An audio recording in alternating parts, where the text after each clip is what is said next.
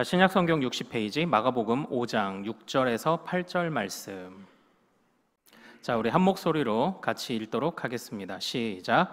그가 멀리서 예수를 보고 달려와 절하며 큰 소리로 부르짖어 이르되 지극히 높으신 하나님의 아들 예수여, 나와 당신이 무슨 상관이 있나이까? 원하건대 하나님 앞에 맹세하고 나를 괴롭히지 마옵소서 하니, 이는 예수께서 이미 그에게 이르시기를 더러운 귀신아 그 사람에게서 나오라 하셨음이라. 아멘.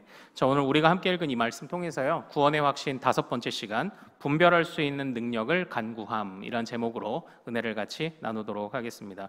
자, 아무쪼록 오늘 말씀을 통해서도 구원의 풍성함을 우리가 배우고, 우리가 애매한 고난과 또 애매한 두려움에 빠지지 않는 지혜를 배우시기를 소망합니다. 여러분들 그 첫 번째 화면 먼저 좀 같이 볼까요? 이분을 아십니까? 장영실. 예, 모르시는 분이 안 계실 것이라고 생각을 합니다. 우리 장영실이란 분이 우리 저 동화책 표지에 저 동그라미 막 여러 개 있는 저게 뭘까요? 네, 저게 뭘 위해 만든 걸까요? 예, 해시계요? 우리 1부 때는 우리 초등학교 우리 2학년 학생이 맞췄습니다. 혼천의라고 해가지고 저게 이제 별을 관측하는 도구예요. 그래서 별을 관측하면서 절기를 구분하는 그런 도구이고요. 그리고 요 장영실의 업적이라고 돼 있는 게 뭡니까? 이제 저게 해시계고, 그리고 이제 물시계, 이제 자경루, 이제 이런 것들을 우리 만들었죠. 그래서 워낙 뭐 유명하신 분이고 대단한 위인이라서, 그래서 요즘 발명가들 이렇게 상을 줄 때 그 발명상의 이름이 뭔가요? 장영실상, 이제 이런 걸 줄 만큼 아주 이제 발명으로 뛰어난 분입니다. 이 장영실이라는 분이 어느 대왕 시절에, 어느 왕 시절에 활동했는지도 아십니까? 바로 세종대왕 시대에 이제 같이 활동을 했습니다. 먼저는 세종대왕의 그 아버지 때에 나라 일을 어떻게 하기 시작을 했고, 세종 때에 이제 본격적으로 꽃이 피워졌는데, 그때 이 장영실의 본래 출신이 노비였어요. 관노.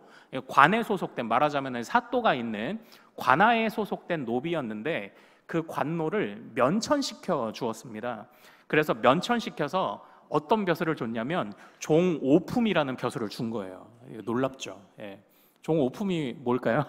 어느 정도 수준일까요? 부군수예요. 부군수. 오늘날로 따지면 예.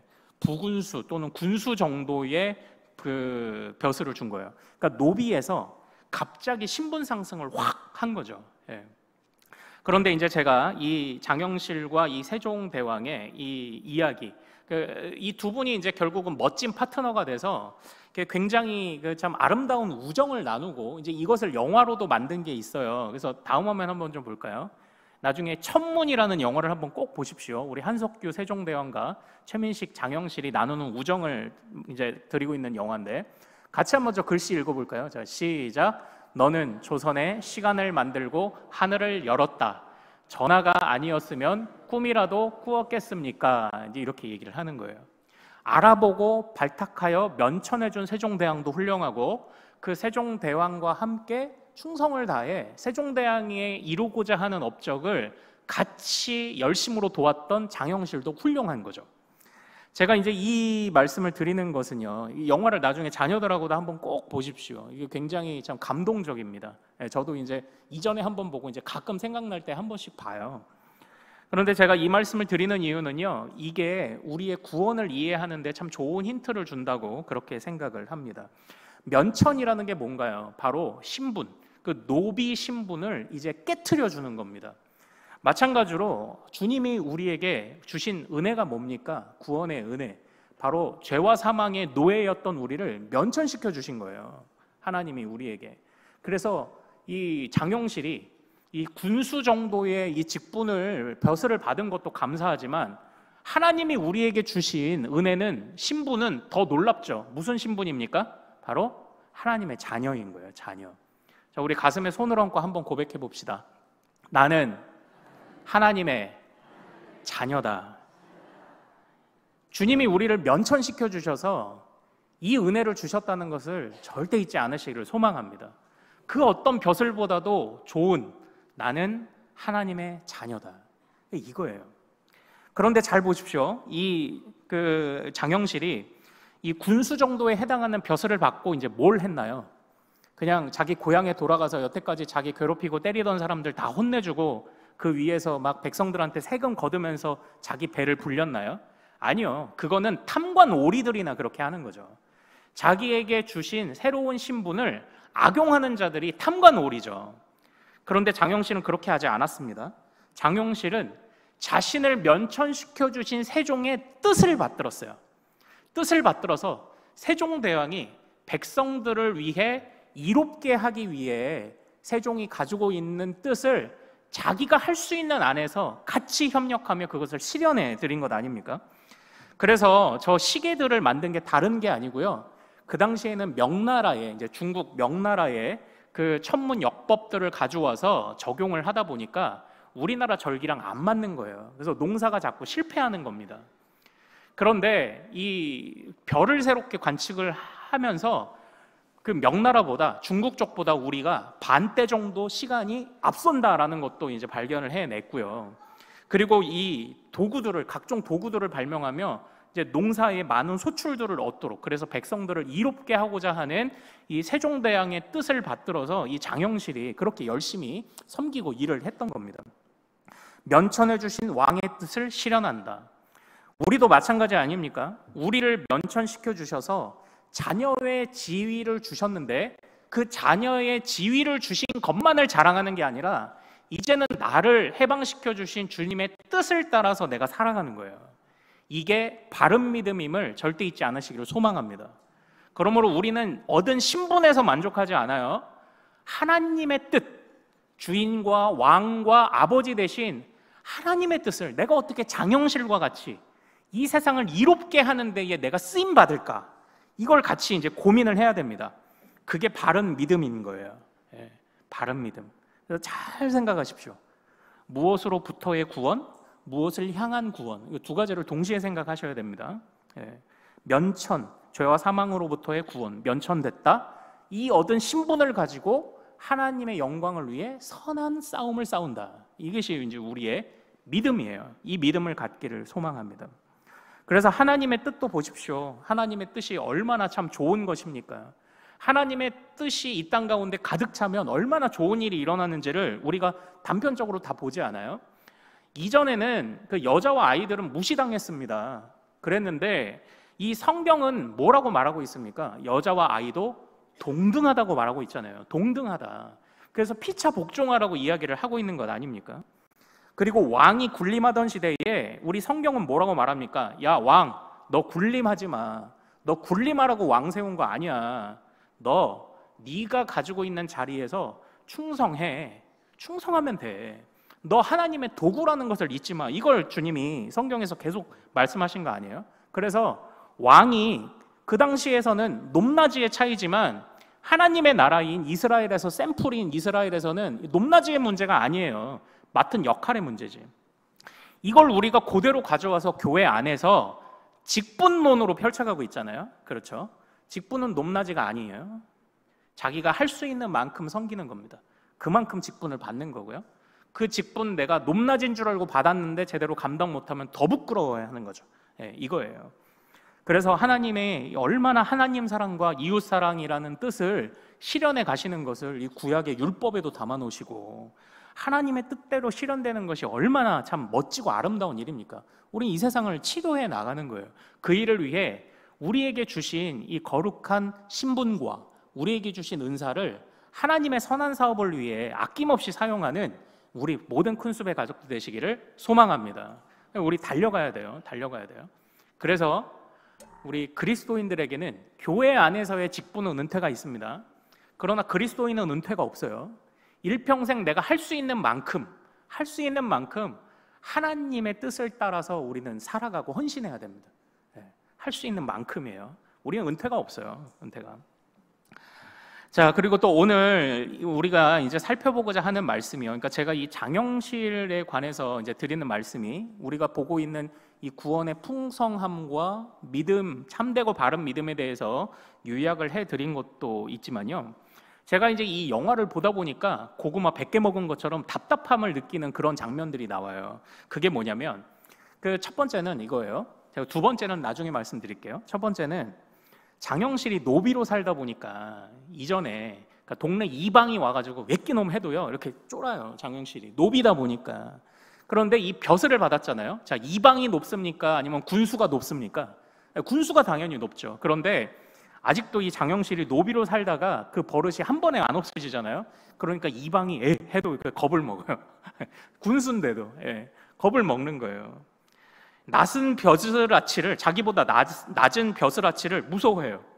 그리고 왕이 정말로 이 벼슬을 하사하고 여전히 왕이지만 이 장영실과 함께 멋진 꿈을 함께 꾸며 진짜 벗이라고 친구가 되자고 이야기를 하거든요. 그런데도 그 왕을 제대로 대화하지도 못하고 왕을 되게 어려워해요. 그런 장면이 있습니다. 그러니까 이런 거예요.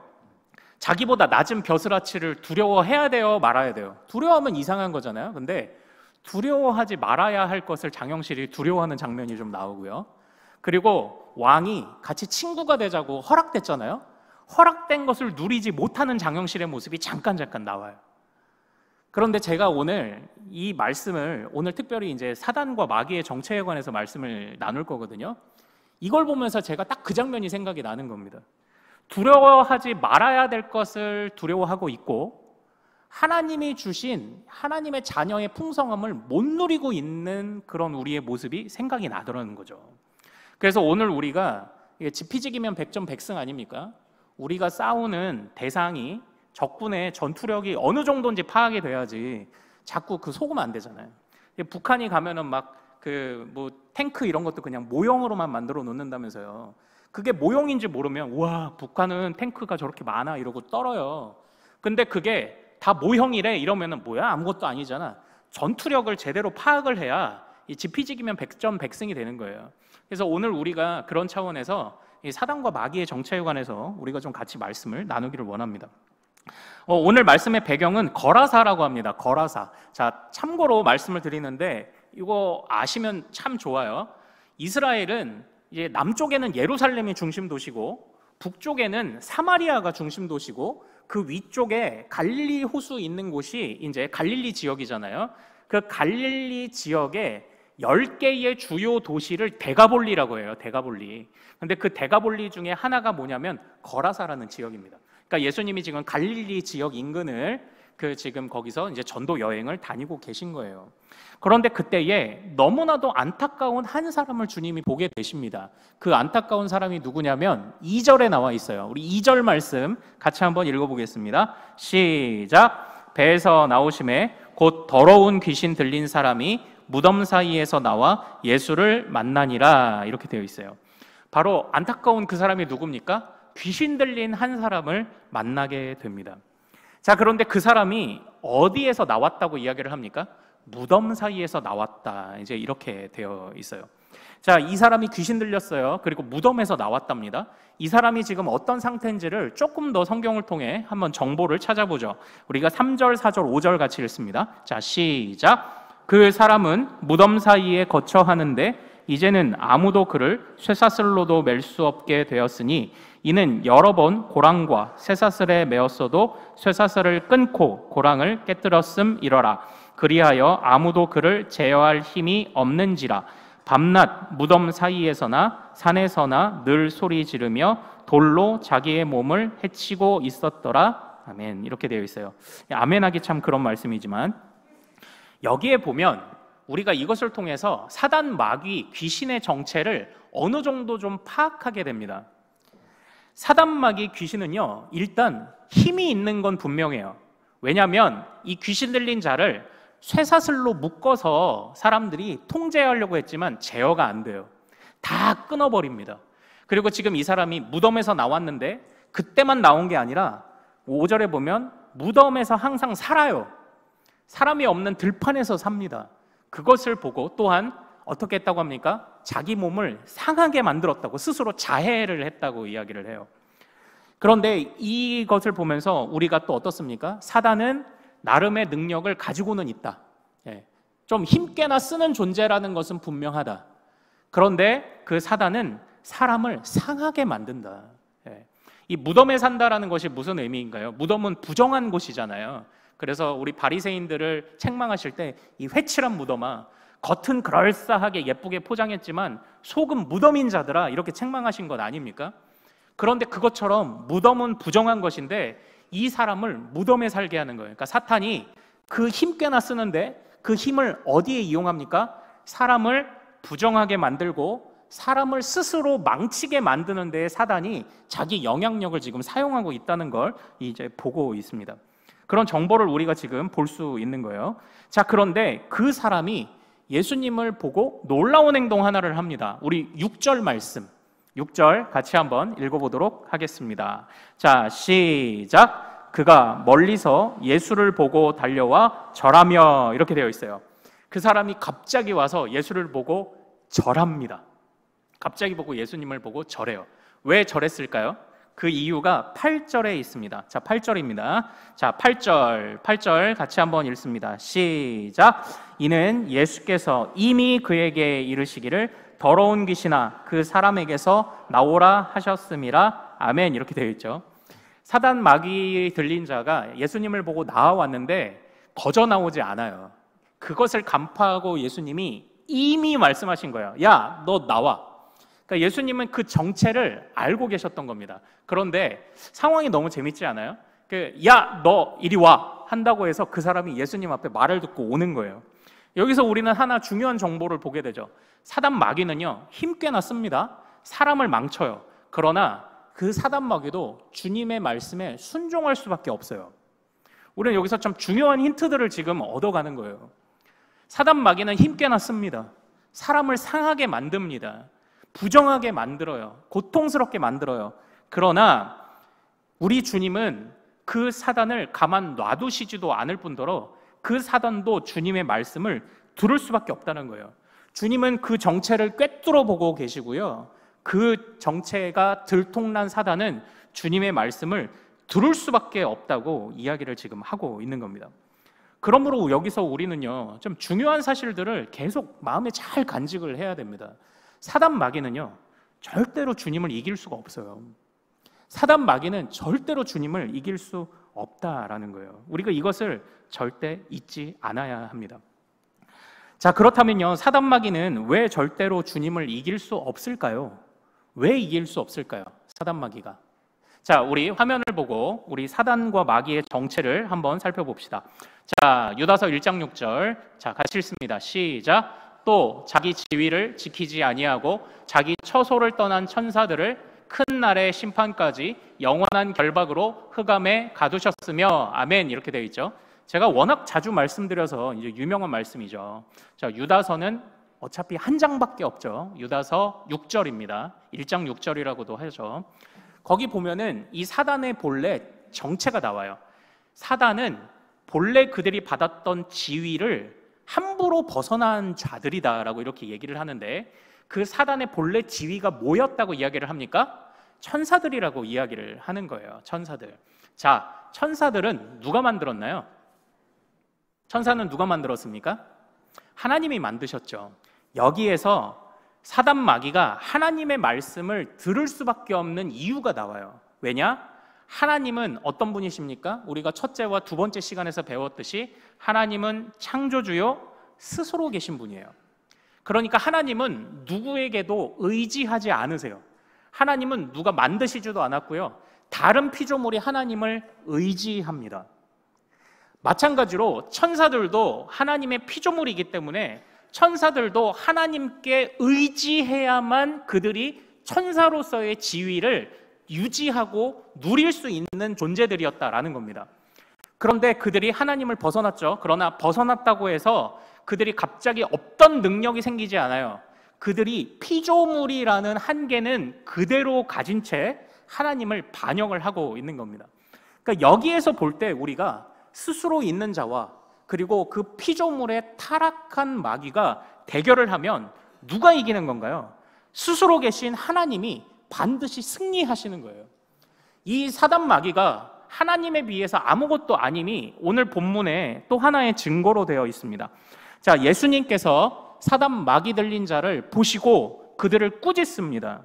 그때 주님이 이렇게 물으십니다. 우리 9절 말씀 같이 한번 읽어보겠습니다. 시작. 이에 물으시되 내 이름이 무엇이냐? 이르되 내 이름은 군대니 우리가 많음이니이다 하고. 아멘. 이렇게 돼 있죠. 여기 보면 사단의 정체가 또 있어요. 사단이 한 마리가 아니에요. 사단이 엄청 많아요. 엄청 많아요. 그러나 엄청 많아도 두려워할 이유가 없죠. 왜냐? 그냥 피조물이 타락한 것 뿐입니다. 자, 그런데 여기서 너의 이름이 뭐냐? 군대입니다. 이렇게 되어 있잖아요. 군대. 이 군대라는 말이 뭐냐면 이게 레기온이에요. 레기온. 예. 제가 지난주에 14만 4천을 말씀드릴 때 하나님의 백성들, 우리 교회의 정체성이 뭐라고 말씀드렸죠? 군대다. 이렇게 말씀드렸죠.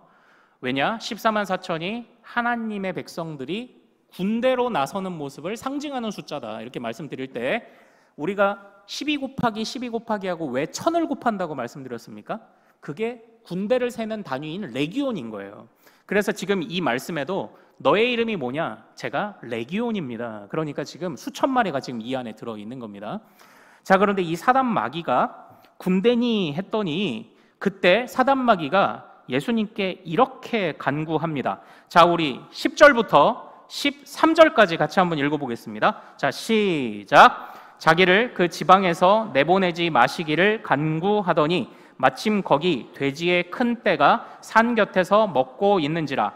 이에 간구하여 이르되 우리를 돼지에게로 보내어 들어가게 하소서 하니 허락하신대 더러운 귀신들이 나와서 돼지에게로 들어가매 거의 2,000마리 되는 떼가 바다를 향하여 비탈로 내리다라 바다에서 몰사하거늘. 아멘. 이렇게 되어 있어요.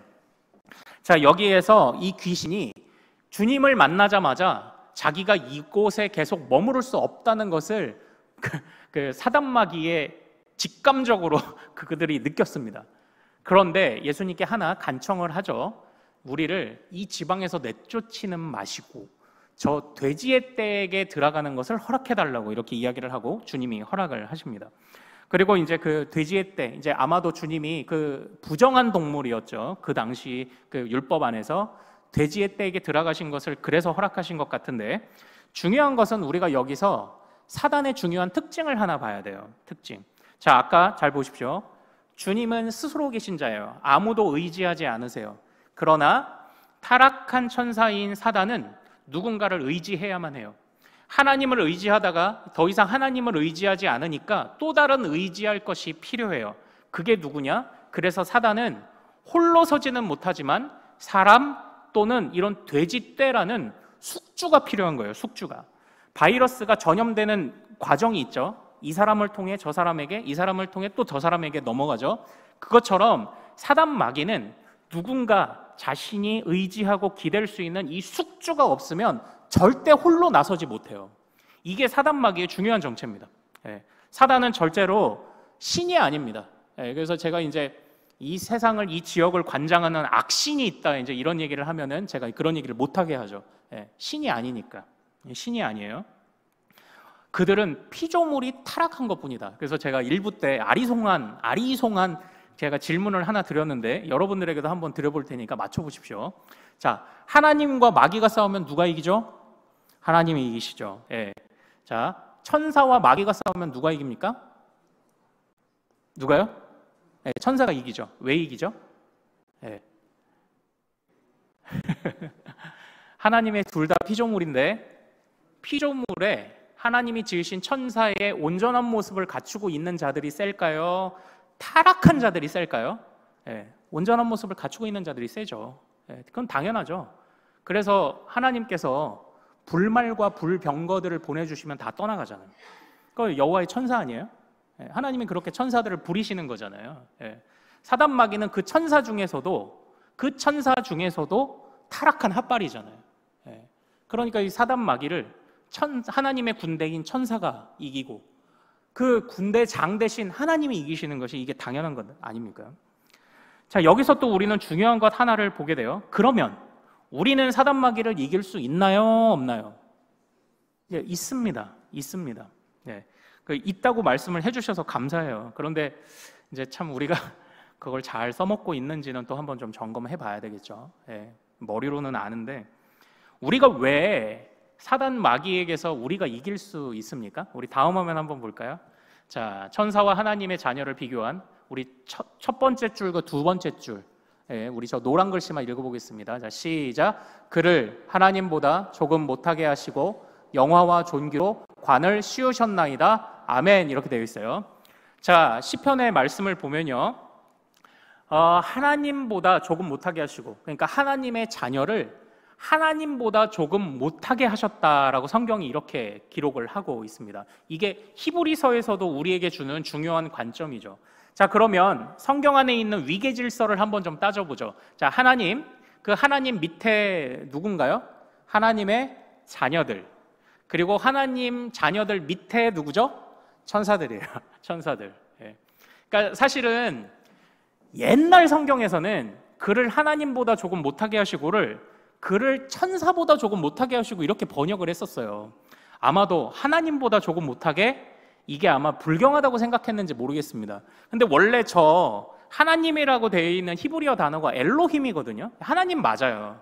근데 저걸 이제 천사보다 조금 못하게라고 번역을 했다가 아이쿠, 이제 우리가 점점 더 신학이 정교해지면서 아이쿠 잘못했네, 하나님보다 못하게 하시고로 다시 번역을 하자, 이래서 수정을 한 겁니다. 수정을 한 거예요. 예. 그러니까 우리는요, 이 위계 질서가 있어요. 하나님이 계시고 하나님의 자녀들이 계시고, 어떤 분은 하나님이 계시고 그 밑에 누구 계십니까? 했더니 예수님. 큰일 날 소리 하지 마세요. 예. 삼위 하나님은 다 동등하시잖아요. 예. 삼위 하나님 밑에 하나님의 자녀들이 있고 우리가 있고 그 밑에 천사들이 있는데 그 천사들이 타락한 핫바리가 마귀사탄이라는 거예요. 자, 다시 질문 드려볼게요. 우리가 마귀사탄을 이길 수 있나요? 없나요? 이길 수 있는 줄로 믿습니다. 예. 우리가 이 믿음을 절대 잊지 않아야 돼요. 그래가지고 이제 저는요, 조금 여러분들이 주의해 주시기를 바랍니다. 예. 여러분들 축사라는 말 들어보셨습니까? 이게 뭐 축하할 일 있을 때, 우리 시장님이 축사를 보내셨습니다. 그 축사 말고, 예수님이 축사하사 이르시되 그 축사 말고, 귀신을 쫓아내는 걸 축사라고도 이야기를 합니다. 예. 이게 이제 헬라어로 들어보셨을 겁니다. 에크발리스라고 이렇게 얘기해요. 에크발리스, 쫓아내다를 에크발로 이런 단어를 쓰는데, 그러니까 이제 어떤 분들이 자꾸 저도 이제 기도원을 잘 다녀오고 했는데 모든 기도원이 다 그렇다는 건 아닌데, 또 모든 목사님들이 다 그런 건 아닌데, 이렇게 하나님이 어떤 분이신지, 하나님의 자녀의 영광이 무엇인지를 정확히 모르니까 사업 안 되십니까? 귀신 들려서 그렇습니다. 병 걸렸습니까? 귀신 들려서 그렇습니다. 다 이렇게 귀신으로 풀어가요. 이렇게 그냥 안경 꼈습니까? 귀신 들렸네? 이렇게까지 가면 저기 베레아 김기동 2단이 되는 겁니다. 그런데 그거와 똑같지는 않아도 자꾸 그냥 뭐만 하면 걸핏하면은 귀신 들렸다 그러고 축사 받아야 된다 그러고, 이렇게 말씀하시는 목사님들 있으면 기도원이요, 당장 끊으세요. 당장 끊으세요. 하나님의 권위를 심각하게 손상시키고 있습니다. 하나님의 자녀의 영광을 심각하게 손상시키고 있는 거예요. 다 끊어버리세요. 성경에 관한 제대로 된 지식이 없으면 그런 말을 하는 겁니다. 그래서 기독교 2000년 역사를 보면은 그 귀신 들림에 관한 기록이 없을까요? 있습니다. 그런데 요즘처럼 다 귀신 들렸다 그렇게 풀지 않아요.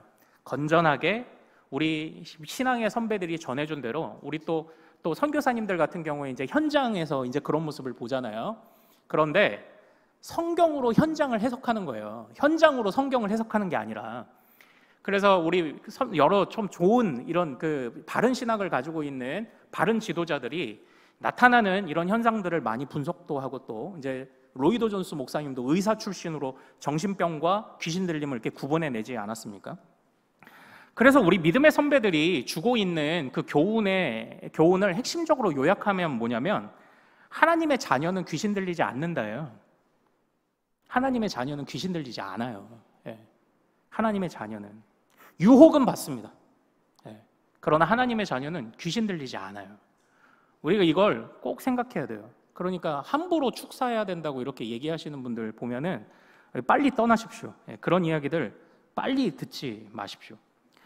귀신은 하나님의 형상을 파괴시켜요. 그런데 그 귀신이 너무나도 교묘한 전략을 써요.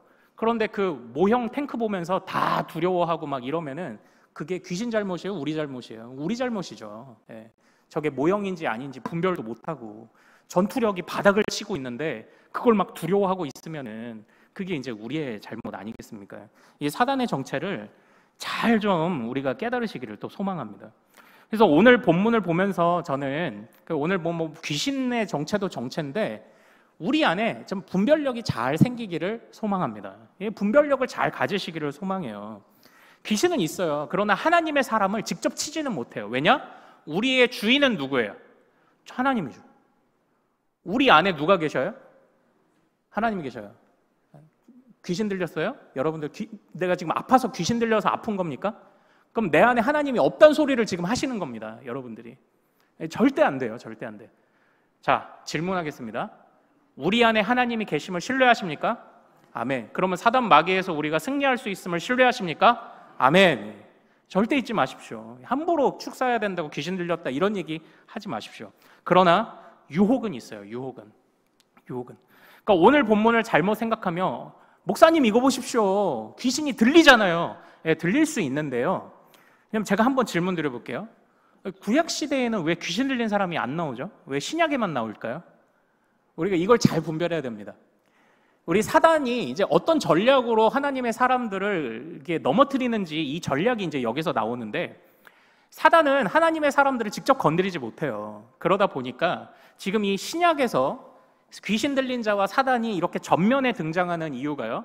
그들이 하나님의 백성이 이제 아니기 때문이었고 그리고 또 한 가지 이 예수 그리스도의 십자가와 부활 사건을 앞두고 지금 최후의 발악을 하고 있는 장면입니다. 그래서 이 복음서에 이 사단과 귀신이 막 전면에 막 등장해요. 그러나 실제 이 사단과 귀신이 최후의 발악을 하기 이전에는 어떻게 그들이 그 사람들을 교묘하게 넘어뜨리냐면 구약에서 보면요, 자꾸 원망하고 불순종하게 만드는 거예요. 유혹을 주는 겁니다. 직접은 못 치니까 유혹을 줘요.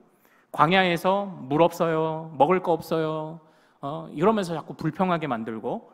그래서 사도 바울이 말했죠. 에베소서 2장에 불순종의 아들들 가운데 역사하는 영이다, 이렇게 얘기를 하는 거죠. 사단은 우리를 직접 치지는 못하지만 유혹을 주어서 불순종하게는 만듭니다. 그러나 그럼에도 불구하고 구약에서도 보면 사울 왕에게 악신이 들렸다고 말하는 말씀이 있고요. 또 욥기를 보면 욥에게 하나님이 이 사단에게 어느 정도 욥을 시험할 수 있는 권리를 주시는 장면이 등장을 하죠. 어쨌든 중요한 건 그거예요. 하나님께서 허락하시지 않으면 이 사단은 절대로 스스로 활동하지 못합니다. 그렇다고 하나님이 우리를 막 나쁜 생각이 있어서 이렇게 우리를 뭐 사단에게 내어주시는 그런 건 아니에요. 제가 이건 나중에 좀 설명을 할게요. 예. 왜냐하면 사단에게 예수님이, 우리 삼위 하나님이 사단을 막으시고 사단을 가만두지 못하시는 것은 맞지만 중요한 것은 불순종이 있기 때문에 사단이 존재하는 걸, 이걸 우리가 알아야 됩니다. 예. 불순종이 있기 때문에 사단이 존재하고 있는 거예요.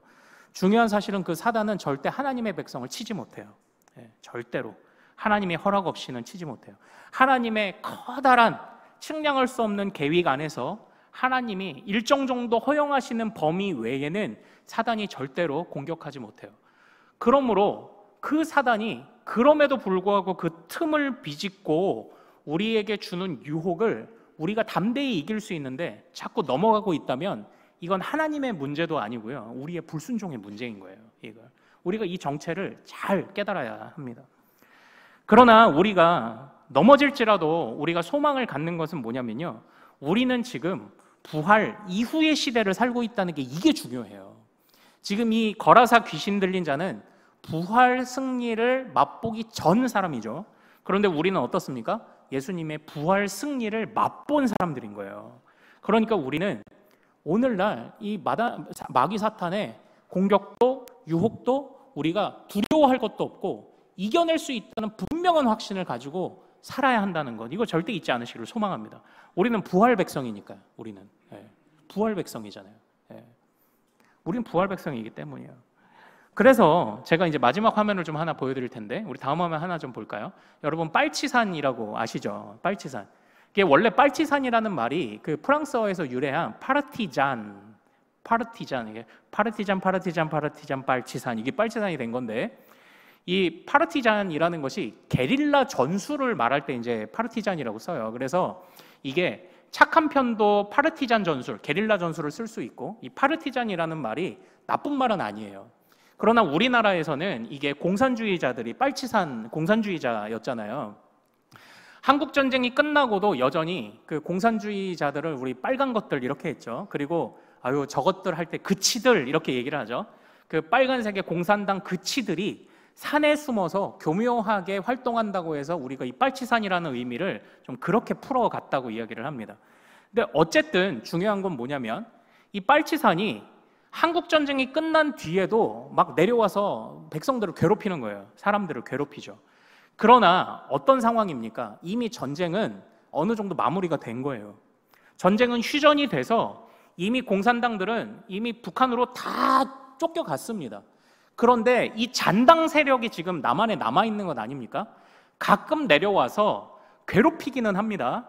그러나 이 잔당 세력을 무찌르는 건 시간 문제죠. 이 잔당 세력들보다 더 강한 우리 남한, 우리 자유 대한민국의 군대가 그들을 서서히 포위해 가면서 조금 손실은 있었고 부상자도 있었지만 그들을 결국 몰아낸 것 아닙니까? 이미 승부는 결정 났는데 여전한 잔당 세력들이 남아있는 것을 빨치산이라고 하는데, 우리 그 한국 출신의 우리 한국 그 유명한 세계적으로 유명한 한 신학자가 이것을 가지고 이제 우리 구원을 설명을 한 거예요. 지금은 예수 그리스도의 부활을 통해 분명한 승리가 선포된 시대이다. 그러나 아직도 돌아와야 하는 악한 자들이 많이 있고 주님이 오래 참으시기 때문에 그러니까 그들이 불순종으로 먹이를 주는 한 사단은 계속 활개치는 거예요. 주님의 문제가 아니에요. 주님은 오히려 그들이 돌아오도록 사탄의 공격을 감수하면서 그들을 참아주고 계신 거예요. 그러니까 이 빨치산을 무조건 토벌하려고만 했습니까? 아니죠. 방송하는 거예요. 지금 남한으로 전향하면 자유와 그리고 자유를 보장하겠다, 먹고 살 길을 주겠다고 회유했을 것 아닙니까? 지금 주님이 이걸 하고 계시는 때라는 겁니다. 그러나 여전히 그 회유당하지 않고 주님께로 돌아오지 않고 여전히 활개치는 그 불순종들, 그것이 빨치산과 같이 남아있는 사단의 잔당 세력이다. 이제 이렇게 정의를 내린 거예요. 참 절묘하죠. 승부는 이미 결정났지만 무수히 많은 자들이 돌아오기까지 하나님이 오래 참으심으로 잠시 잠깐 허용하시는 한에서 이 사단 마귀가 지금 잔당 세력들이, 부스러기들이 활동하고 있을 뿐이다. 지금 이렇게 이제 잘 정리를 했었습니다. 그래서요, 우리가 이제 정리를 해보겠습니다. 같이 한번 따라해보죠. 자, 같이 따라해보시죠. 사단의 유혹은 주의하라. 그러나 사단을 두려워하지는 말라. 네, 이걸 꼭 기억하시기를 소망합니다. 사단의 유혹은 주의하되 사단을 두려워하지는 말라. 어떻게 그럴 수 있습니까? 우리는 잘 분별해야 할 줄로 믿습니다. 그 장영실이요, 이 벼슬을 받은 초기에, 그러니까 막 자기보다 낮은 관직이 하면은 막 여전히 떨고 이랬다고 했잖아요. 근데 이 장영실이 그 면천을 받았을 때 이제 두 번째 답답한 고구마 장면이 등장하는데, 그게 뭐냐면 이 사대부들이 어떻게 천한 것을 한 번에 양반을 만드실 수 있습니까? 하고 따져요. 그리고 독자적인 절기와 시간을 개발하자라고 했을 때 이 사대부들이 어찌 우리의 주군인 명나라를 거스릅니까? 이렇게 얘기를 하는 거예요. 뭐 이해는 돼요. 명나라를 거슬렀다가 명나라가 쳐들어오면 어떡합니까? 이렇게 얘기하는데 자존심 다 내어준 평안이 무슨 소용이 있겠느냐고요. 그래서 이 세종대왕과 장영실이 답답해하는 그런 장면들이 등장을 하거든요. 언제까지 주군 명나라 하면서 우리 백성들이 이렇게 어려움을 겪는데도 언제까지 그렇게 외면할 거냐. 명나라가 쳐들어오지만 않으면 평안이냐. 우리 백성들이 지금 죽게 생겼는데, 그 이야기를 하면서 다투는 장면이 이제 나와요. 이제 그것을 보면서요, 우리가, 그러니까 말하자면은 새롭게 부여된 이 신분, 옛날의 옛 습관을, 이 선을 장영실이 넘어야 되거든요. 이 사대부들이 정해놓은 선에 갇혀서 세종대왕도 장영실도 이제 조마조마하는 그런 장면들이 나오거든요. 마찬가지로 주님이 우리에게 주신 하나님의 자녀의 영광이 이렇게 놀라운 것인데 우리가 자꾸 옛 습관에 매여서 그 선을 넘지 못한다고요. 이게 얼마나 안타까운 일입니까? 옛습관이라는 선을 넘지 못해서 갖지 않아도 되는 두려움을 갖고 얼마든지 누려도 되는 자유함을 누리지 못하고 그러고 살아가니까 이게 얼마나 우리가 지금 안타까운 상황이냐고요. 사랑하는 여러분, 저는 두려운 게 있어요. 뭐가 두렵냐면 사단마귀가 두려운 게 아닙니다. 사단마귀를 분별하지 못하고 그 유혹에 넘어가는 내 마음이 더 무서워요. 내 마음이. 내 마음이 더 무서워요. 사단마귀가 무서운 게 아니에요. 제일 무서운 게 뭐냐고요? 여러분의 마음이 제일 무서워요. 그걸 더 두려워해야 됩니다. 내 마음이 분별하지 못하고 유혹에 넘어갈까 봐. 여러분, 우리가 가진 이 마음이 더 무서운 거예요. 사단마귀는 아무것도 아닙니다. 분별하지 못하는 우리의 마음이 더 무서운 것입니다. 그래서요, 하나님께서는요, 참으로 우리에게 이 바르게 분별하는, 그러니까 우리가 오늘 본 이 5장 말씀 앞에는 4장의 말씀이 있겠죠. 4장의 말씀에 어떤 말씀이 있냐면 4가지 밭에 뿌려진 씨의 비유가 나와요. 그때 이 사단마귀가 말씀을 갖지 못하도록 이 말씀을 뺏어가는 밭이 무슨 밭이라고 합니까? 길가밭이라고 합니다. 길가밭. 그런데 그 다음에 등장하는 밭이 있어요. 믿음을 가진 것 같지만 환난과 고통이 왔을 때 뿌리가 얕아서 금방 뽑혀버리고 마는 돌짝밭이 나와요. 그러니까 지금 우리의 믿음이, 우리가 길가밭은 아닐 거예요. 우리는 예배도 드리고 하나님의 백성이라는 확신도 있고 말씀도 묵상하고 하니까. 그런데 길가밭을 벗어난 것에서 만족하면 안 됩니다. 우리는 돌짝밭도 되면 안 돼요. 뿌리가 깊이 내려야 되는데 이 뿌리 깊이가 얕아가지고 사단과 마귀가 직접은 못 거느리고 그냥 해도 거기서 그냥 쫄아가지고 있는 그런 돌짝밭이 되면 안 된다라는 겁니다. 그러므로 우리는요, 초점을 사단마귀에 초점을 두고 사는 사람들이 아니에요. 사단마귀를 무시해서도 안 되지만 거기에 너무 초점을 두고 두려워 그렇게 살아갈 것도 아닙니다. 나 귀신 들렸나 봐, 내 사업이 안 돼, 나 병 걸렸나 봐, 귀신 들렸나 봐, 이럴 것도 아닙니다. 우리의 초점은 하나님이에요. 하나님께서 좋은 밭에 초점을 맞추고 살아야지 겨우 길가밭 면한 거 가지고서는 기뻐하며 살면은 안 된다는 것을 꼭 기억하십시오. 우리는 돌짝밭이 되면 안 돼요. 우리는 좋은 밭이 되어야 됩니다. 좋은 밭이. 그래야 열매를 걷죠. 자, 이제 제가 이 잘 분별해 주시기를, 사단이든 마귀든 우리가 잘 분별해 주시기를, 우리에게 주신 구원의 풍성함과 우리가 버려버려야 되는 옛 습관을 여전히 붙들고 있는 것들을 우리가 잘 분별하기를 원하는데요. 제가 이제 마지막 말씀을 드리고 마치도록 할게요. 그 옛날에 이제 어느 좀 재밌게 이렇게 다시 재현한 텔레비전 프로그램이 있었는데 거기에서 한 60, 70년대에 우리나라에 이제 커피가 막 들어와서 유행하던 알려지던 그런 시기의 이야기가 나온 것이 있습니다. 그때 이제 뭐냐면 이제 미국 간 고모가 아니면은 중동의 독일에 일하러 간 삼촌들이 이제 고향집에다가 이제 여러 가지 선물들을 이제 보내주잖아요. 그 중에 이제 커피를 보내준 거예요.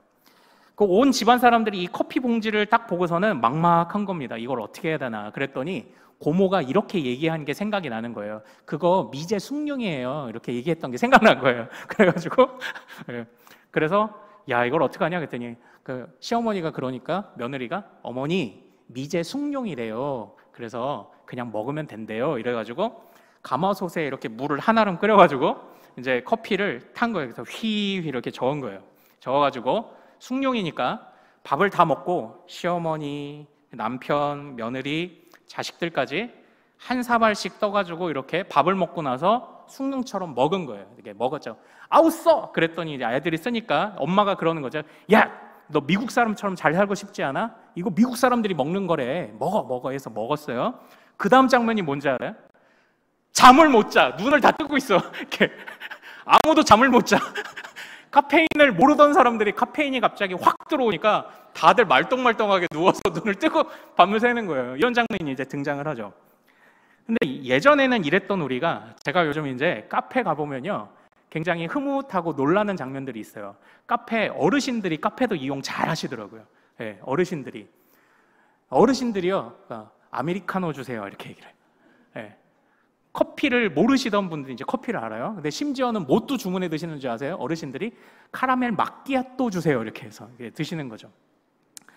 여러분, 제가 이 얘기를 왜 드리냐면요, 이전에는 이 커피라는 걸 처음 접했을 때는 이게 뭐야, 이게 씁쓸하기도 하고 이게 뭔 맛으로 먹나 하는데 이제 어느 정도 익숙해지니까 그 맛을 즐기게 되시죠. 그래서 카라멜 마끼아또도 알잖아요, 우리가 다. 예. 저 어르신들이 이제 그렇게 좀 여유도 가지고 그렇게 차 한 잔씩 하고 담소 나누시고 보니까 좀 좋더라고요. 근데 제가 왜 이 말씀을 드리냐면요. 제가 이제 한 2달간 우리 이제 성경 교리를 설교하니까 솔직히 조금 어려우시죠. 예, 조금 어려우시죠. 예, 어려우실 겁니다. 예. 그런데 조금 듣다 보면 다 적응됩니다. 여러분들이 우리가 언제 카라멜 마키아토를 알았겠어요. 그런데 먹다 보니 다니다 보니까 카라멜 마키아토도 주문해서 먹는 데까지 우리가 왔지 않습니까? 저는 사실은 슬프고 안타까워요. 이 어린애들한테 배워야 되는 이 말씀을 왜 우리가 이 말씀이 어색한가요? 예. 뭐 제가 좀 더 쉽게 설명을 했어야 됐던 것도 있겠죠. 근데 이전에 이런 얘기를 못 들어보셨다는 얘기 같아서 제가 너무 슬퍼요. 예, 너무 슬퍼요. 그러니까 이제는요, 젖을 먹었으면은 이유식도 먹고 딱딱한 음식을 먹어야 되는데 제가 지금 한 2달간 딱딱한 음식을 조금 드렸는데 지금 막 감당이 안 돼가지고 있는 거잖아요. 제가 너무 슬퍼요. 그리고 억울해요. 왜 억울하냐? 우리가 하나님에 관해서, 하나님의 계획에 관해서 조금만 바른 지식을 가지고 분별했으면 안 해도 되는 염려를 해오고 살았다는 걸 생각하면 나 억울하다고요. 슬프고 억울하다고요. 안 가져도 되는 두려움 가지고 여기저기 귀신 들렸어 하면 거기다가 돈 갖다 바치고 거기다가 엄한 열정을 갖춰봤던 우리의 청춘이 억울하다고요. 이게 하나님에 관해서 조금만 지식을 갖췄으면은 우리가 어린 시절부터 이거 제대로만 배웠으면 다 신경 안 써도 되는 주변 격가지들에 매여가지고 신앙생활을 해왔다? 억울하고 슬프더라고요, 제가. 여러분, 이제 아유 나는 책도 못 보고 가서 이제 누구 말씀을 들어야 될지도 모르고 근데 부족하지만 가셔서 이제 유튜브들은 하잖아요. 임영웅들은 그렇게 다 찾으시잖아요. 그러니까 임영웅 3번 듣고 제가 한 설교 1번 듣고 이렇게 힘드세요? 그러면 5번 임영웅 듣고 5번 영탁 5번 듣고 임영웅 5번 듣고 이창원 한 3번 듣고 내 설교 1번 듣고 자꾸 들으세요. 자꾸 들어야 익숙해지죠. 그러면 여러분들이 금방 딱딱한 음식을 먹을 수 있게 됩니다. 그럼 어린 시절에 고민 안 해도 됐던 것, 불필요한 고민과 염려, 그런 것들 우리가 분별만 할 줄 알면요, 이거 아무것도 아니에요. 주님이 우리에게 주신 이 구원이 얼마나 좋은 건데 두려움을 가지고 살아갑니까? 왜 염려를 가지고 살아가고 엉뚱한 데다가 돈 갖다 바쳐, 우리의 열심을 갖다 바쳐, 노력을 갖다 바쳐. 왜 엉뚱하게 그래요? 우리의 열심을 좋은 데 써야지. 제가 억울하다고요. 슬프고 억울하다고요. 자, 우리 사랑하는 여러분들께 아무쪼록 부탁드립니다. 지피지기면 백전백승이죠. 사단에 관해서도 우리가 잘 깨닫고 염려하지 않으시기를 소망합니다. 그러나 무엇보다 초점은 하나님께 있어요. 하나님께 초점을 맞추고 무엇이든지 잘 분별하여서 딱딱한 음식을 줘도 얼마든지 씹어내고, 그리고 세상에서 풀리지 않는 정말 어려운 일들이 와도 그냥 너끈히 이겨나가는 우리 큰숲의 모든 가족들 되시기를 소망합니다. 그게 진짜 구원의 확신입니다. 자, 우리 찬양하고 기도하죠. 자, 우리 선한 능력으로 우리를 안으시는 주님을 우리 같이 찬양합시다.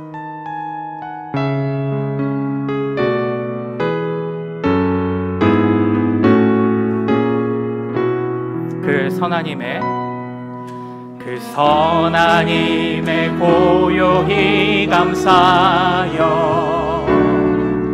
그 놀라운 평화를 누리며 나 그대들과 함께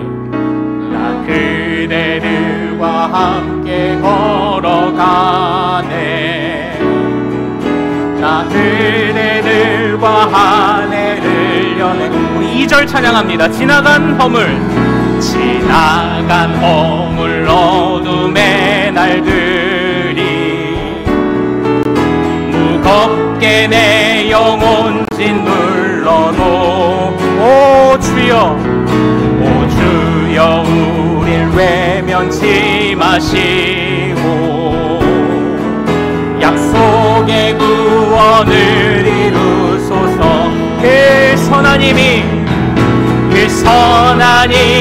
우릴 감싸시니 믿음으로 일어날 일 언제나 우리와 함께 계셔. 하루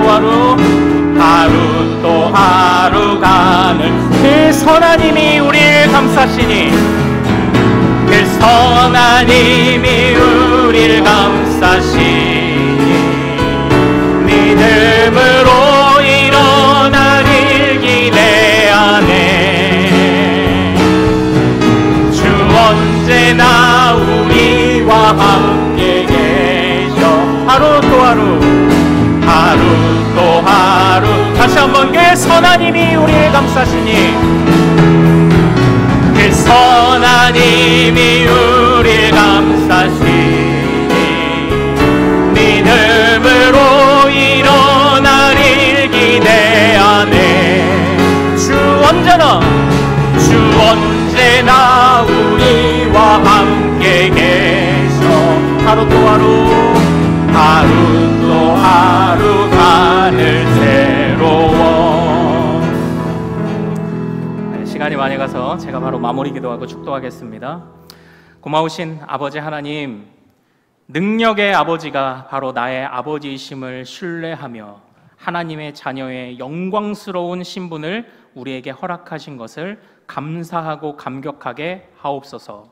옛 습관이라는 선을 우리가 넘어서야 하는데 넘지 못한 미련함과 불순종을 용서하여 주시옵시고, 사단마귀가 아무것도 아닌데 우리가 애꿎은 두려움과 염려를 하느라고 그 사단마귀의 유혹에 먹이를 주고 있었던 것을 용서하여 주옵소서. 하나님이여, 돌짝밭이 되어 우리의 믿음 뿌리가 약했던 것도 용서하여 주옵소서. 우리가 진정 참된 구원의 확신을 가지고 우리는 주님과 더불어 승리할 수 있음을 잊지 않도록 도와주시옵소서. 그리고 우리가 분별하게 하옵소서. 무엇인지 유혹인지도 모르고, 아버지 하나님이여, 참으로 우리가 가지고 있는 이 구원의 감격을 뺏으려고 하는 이 사단의 잔당 세력들을 우리가 너무 두려워하지도 않게 하시고, 그렇다고 너무 가벼워하지도 않게 하시고, 잘 분별할 수 있도록 아버지 하나님 인도하여 주옵소서. 하나님, 우리 안에 주님을 아는 지식이 더욱더 익숙하게 우리 안에 녹아들어오기를 소망합니다.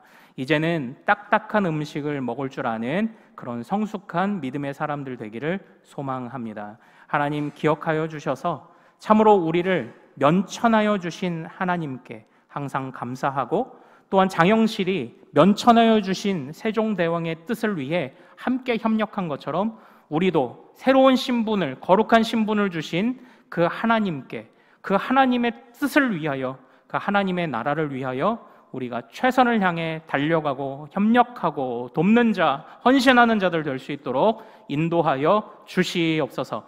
하나님, 우리 사랑하는 성도들이 참으로 수많은 유혹과 어려움 속에도 또 자신의 가정을 지키기 위해, 그리고 이 교회를, 이 공동체를 지켜내기 위해 열심으로 또 성실히 살며 또 그렇게 얻어진 물질로 하나님 앞에 예물 올려드립니다. 아버지 하나님, 참으로 우리는 적은 것들이오나 이 안에 담겨있는 우리의 모든 마음은 우리의 일평생을 주님께 올려드리고자 하는, 정말 마다들을 올려드리는 그런 감사의 고백이 담겨있는 줄로 믿습니다. 하나님, 기억하셔서 모든 것이 주님의 것임을 고백하는 주의 백성들에게 한량없는 은혜와 먹을 것, 입을 것, 또한 이 환절기에 우리의 몸과 마음이 상치 않도록 하나님 지켜 보호하여 주시옵소서.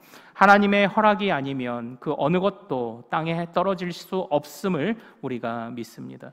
새 한 마리도 땅에 떨어지지 않음을 믿습니다. 하나님, 우리가 주님과 함께 더불어 살아가며 주님께서 우리에게 주시는 참 평안을 아버지 깨닫도록 도와주시옵소서.